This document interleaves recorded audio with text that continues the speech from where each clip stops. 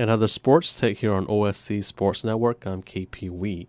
In hockey news, the NHL suspended Dustin Byfuglien of the Winnipeg Jets for 4 games on Thursday for his cross-check to the head of New York Rangers forward JT Miller in a play that happened 2 nights earlier. Now, with 5 games remaining in the regular season, the suspension is a crippling blow to the Jets, who are tied with the Los Angeles Kings for the Western Conference's second wildcard spot. Now, the rest of the Western Conference is undoubtedly worried that the Kings, who have won 10 playoff rounds and 2 Stanley Cup championships in the last 3 seasons, are still very much alive in the race for one of those final playoff spots, as LA is only 1 point back of Calgary for 3rd place in the Pacific Division with a game in hand. And those 2 teams will meet in Calgary on Thursday, April the 9th. Now, it was mentioned on Sportsnet several weeks back that an unnamed St. Louis Blues player acknowledged to a reporter that the team didn't want to face Nashville and somebody else in the playoffs. Now, I can't find any reference of this online, but I did hear about it on one of the Sportsnet radio programs where the commentators were speculating whether the Blues are worried about playing the Kings or the Blackhawks too, in addition to the Predators. First of all, why would a player say anything like that to a reporter?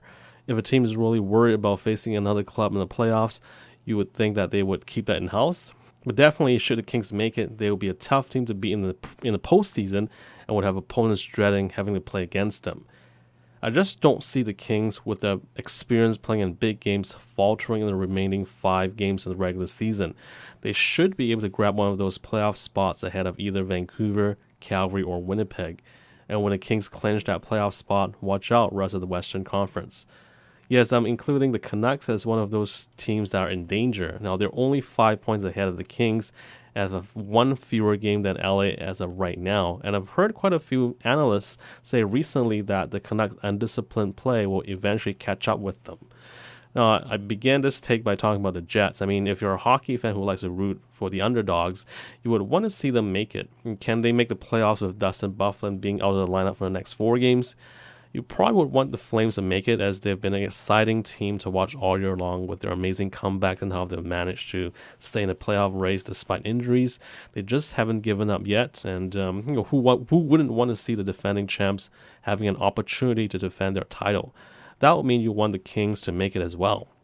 As for the Canucks, I just don't see how any fan who likes underdogs would root for them, but give the Canucks credit as they won in St. Louis and Nashville recently to solidify their position. In a perfect world, they would be the ones to miss the playoffs, with Winnipeg, Calgary, and Los Angeles making it. That would be the scenario if I had it my way. But I just don't like the Jets' chances without Byfuglien, one of their key players, for the next 4 games. So sadly, it appears that they might be the ones who would miss out on the postseason dance in 2014-2015. Now, on to the Eastern Conference. That game where Byfuglien's cross-check on TJ Miller took place was Henrik Lundqvist's first victory in the Ranger nets after the star goaltender had been sidelined for close to 8 weeks. Amazingly, without Lundqvist, the Rangers were able to vault to the top of the Eastern Conference standings, and they also clinched the Metropolitan Division title with a victory on Thursday over Minnesota. Fittingly, it was Miller who scored the game winner for the Rangers. Hey, we might just end up seeing a New York-Boston first-round matchup, and wouldn't that be fun? And finally, at the other end of the spectrum, last week the fans in Buffalo were cheering when the Arizona Coyotes scored against the home team in a battle for last place. They booed when the Sabres tied the game and then cheered wildly when the visiting Coyotes won in overtime. Yes, I get it that the Sabres fans want to see their team finish at the bottom of the standings, win the draft lottery, and then select Connor McDavid. If the Sabres end up with the 2nd pick, they would select Jack Eichel.